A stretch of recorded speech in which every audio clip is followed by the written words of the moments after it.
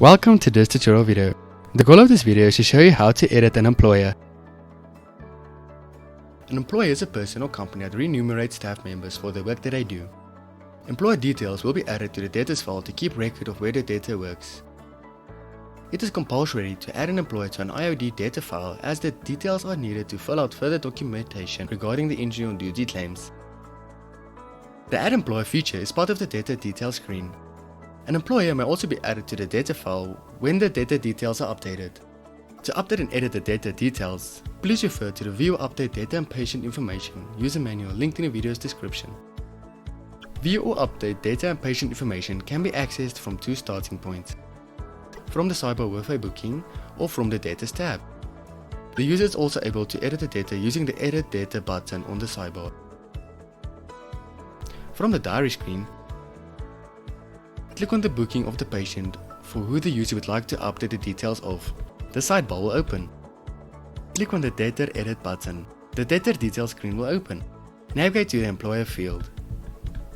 Click on the Edit Employer button. Complete the information of the employer. The name of the company field, as it is registered with the CIPC, Companies and Intellectual Property Commissions, where the data is an employee. The business registration number field, as registered with the CIPC, Companies and Intellectual Property Commissions of the company where the data is an employee.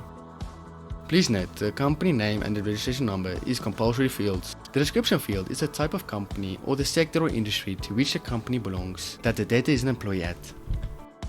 A physical or postal address field is registered to the company or employer. A contact number field where the company or the person representing the company can be reached. A cellular or mobile number field is where the company or employer or the person representing a company can be reached.